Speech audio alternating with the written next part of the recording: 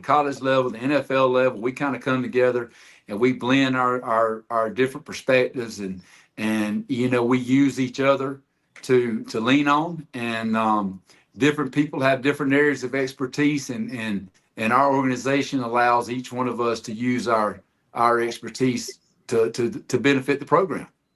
Deuce to Scoop, we got Coach Michael Pollock on. Appreciate you joining us, brother. Know you had some meetings you had to take care of earlier. Welcome back into the morning run. How you making it, Dukes? Man, I'm making it good, man. I appreciate it. What's up, Coach? Man, hey, Coach got those play breakdowns, man. He broke down power the other day. I said, Coach, what can I do? There you go, baby. Yeah, hey, how's A-Town, man? Man, it's good, man. We got summer ball, 707 going crazy like the team ball, so it's exciting, man. Hey, I can't call no names, but me and Coach Bartolone just got off a phone with a prospect from Atlanta and got him offered. Trying to get him out here to Boulder. Hey, man. Hey, like Pops used to do on the Wayne Brothers. Don't say nothing. Right. Man, speaking of high school recruiting, I think a lot of people are saying, okay, not understanding where Colorado is, because Colorado really went heavily in the transfer portal, and the portal didn't stop for Colorado when the spring semester ended. You got grad transfers. You just had a grad camp. And, so I just think that now that Colorado is starting to focus, Coach Pollock, what are you guys looking for positionally as far as, let's say, offense? What are some positions of need that you guys are going to attack heavily now that you're starting to shift your focus more to the high school ranks?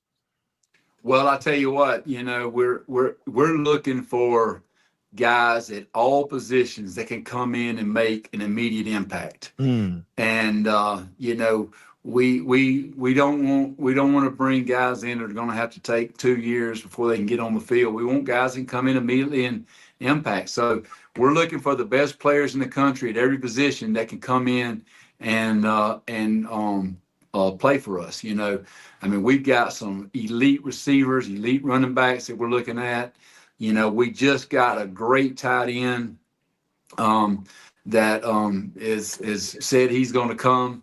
And then, defensively, again, we're, looking for those DBs that are game changers that can come in immediately and play for Coach Prime and Coach Mathis and Coach Rob in that secondary. So, yeah, like I said, we're looking at all positions, but, we're really focusing on the top talent that we feel like can come in. And I'm going to be honest with you. We don't look at 247 and on 3 and all that to figure out what the top talent is. Of course, we evaluate those guys, but the thing about it is a guy that we may look at as a top talent, they may not see it that way, because a lot of times guys that don't get those stars haven't been to those camps, So you got to be able to kind of navigate through all that and be able to use your eyes, and also, talk to the kids and get to know him, get to know his parents, and understand, hey, man, is this a guy that can play for us? Is this a guy that can fit in our culture? Because, there's a lot of brutal honesty around here. There's not a lot of sugarcoating things around here. And if a guy's kind of been brought up soft a little bit, this may not be for him, because, Coach believes in calling it and keeping it 100. And sometimes keeping it 100 is something that a lot of these kids aren't used to their parents and their high school coaches doing, because, their talent has allowed them to kind of navigate the system they've been in a little bit. And, Coach is just not that kind of guy. And he doesn't let us be those kind of guys either. He wants us to be, honest with them. And that, that's part of that whole grading thing. We get up every day and say, hey, this was your grade from yesterday, and this is what you did good, and this is what you did bad.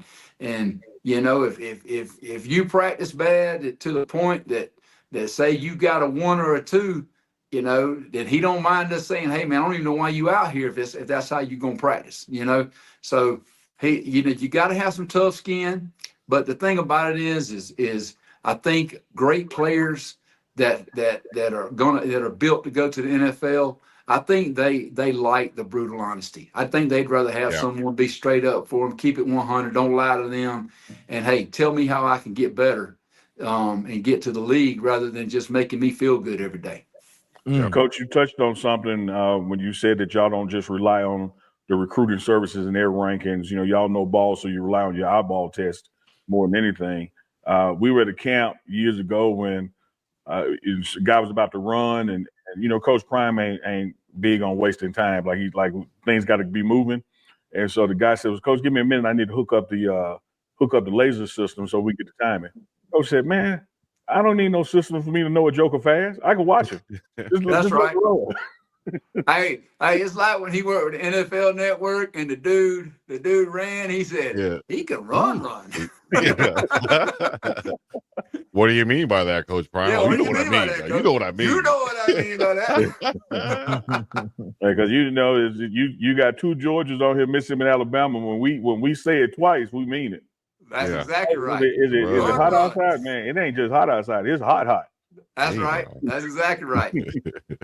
Coach, I want to ask one more question, like if that's cool, Chico. Yes, sir. Chico, Oh, I'm sorry. I'm speaking for Chico on his show. Yeah, My bad. I want to make sure I don't go 1-2-1 again. You know what I mean? So I'm gonna be Yeah, caught. it's supposed to go 1, 2, 3, not 1, 2 back to 1. Right. So thank you, Chico. Hey, Coach. So it's time it's 7:07 time, but school 7:07. How much do you guys put it like as far as recruiting wise? Is there anything that you can take out of 7:07 that can help you kind of identify somebody that you would like as a prospect, or is 7:07 something that you kind of look at as just like maybe that's just helping the high school, but not as helpful for us on the recruiting side? Well, I think it's a great way to evaluate DBs and how they can play man coverage and of course receivers, ball skills, things like that. I think that's a great way to do it. I don't think 7-on-7 is as effective to evaluate quarterbacks. I think you can watch the quarterback and watch his throwing motion and say, okay, is this a throwing motion I can work with and everything? But as you know, when you got jokers breathing down your neck compared to 7-on-7, you back there just patting the ball for 4 seconds. It's a different game. But I tell you what, we've got our 7-on-7 camp coming up June 18th, and it gives our coaches a great opportunity to see some elite players in person. What kind of teammate are they? Are they front runners? Do they when their team's behind? Do they quit or do they keep competing?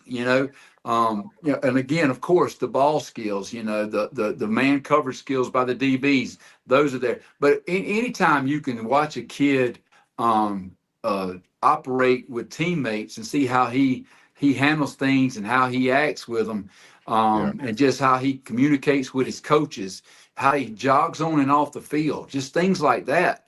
Those are good evaluations. And we, like I say, our 7-on-7 count is one of the best ways that a kid can get seen here, because our full-time coaches, we kind of keep them free that day where they can just kind of follow teams around and just watch the games, and they don't really have any quote unquote responsibilities outside of just evaluating players. And so we invite teams from all over the country to get here. We know that sometimes it's hard to get here from certain places, but we got kids coming from the Southeast. We got teams coming from the Southeast this year. Of course, we got local teams coming, and our camp is unique in the fact that we let high school teams come. We let 7-on-7 travel teams come that are using high school players. So anybody out there that wants to come compete, it's a great opportunity to get your kids seen live by us and evaluated. Because like I say, it's anytime you can watch kids compete in anything, you can tell something about them. Like coaches for years have been going to watch basketball games to watch players that they've been recruiting for football, just to watch how they move on the court, how they compete, how they get along with their teammates. Are they listening to their coaches, or are they, just, you can tell a lot about a kid about his body language on the sideline or on the court.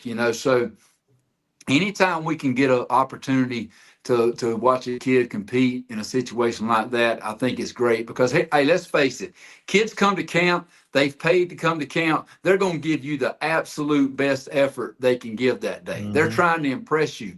But like sometimes when they get in that team setting, you'll see the real person, you know. And that's one thing I think 7-on-7 does is it gives us an opportunity to see the real player and how he operates within a teamwork. Nice. And this is the last question from me, Coach, is for recruiting, right? I think I know this answer, but this is for everybody else out there too, to kind of break down the recruiting and how you guys have your areas that you recruit. Is it broken down by where you're from? And if you have two coaches that's kind of like from the same area, do you go to different areas? How is the recruiting zones broken down between the coaching staff? Well, because the way we recruit, we do it a little bit different than everyone else. But I certainly areas that we are familiar with, we kind of are leaned on in those areas. Like we got coaches from Dallas, coaches from Houston. Of course, me being from Georgia, we got coaches from down in Florida. So coaches all the California guys. So we kind of lean on their knowledge of the framework of that area and the players. Also the competition level. Like if this kid's playing is he playing good competition? Coach, tell us about these teams he's playing. Well, I wouldn't evaluate this team because these guys aren't any good. Just does that and the other. And then once we kind of get out of our area, then it kind of goes positionally. So say a coach, say I find a tight end in Georgia, then I'll give him to Coach Brett, and then Coach Brett will go evaluate him when it's the evaluation period and look at him. So it starts off kind of with our area, and then it branches off by position. So we kind of use both formulas. Nice breakdown. I love that. Coach Pollock, man, we're at the top of the hour. We appreciate you always being willing to join the morning run. The door is open for you anytime that we got some news that you need to break or just to chop it up, man, because we love when Coach Pollock comes on. The chat loves when Coach Pollock comes on because we get to see the greatest hair in college football. Well, hey, guys, I always enjoy it. You can have me back anytime. Yes, sir. Appreciate you, Coach. Thanks, Coach. Care, man. Go Buffs. Go Buffs. That was Coach Michael Pollock, Special Teams Coordinator. This is the morning run on this first hump day of June 2025. Deuce Scoop, Big Dog Chico, yours truly, Uncle Neely. Deuce Scoop, you missed the live, unscripted, unplanned combing of Chico's hair on the morning run. I see. What? Yeah, I see that pick up there, Chico. That's the old school black fist pick, Duke. Yeah, man. Yeah, he spent the first 15 minutes of the show trying to get that pick to come up, go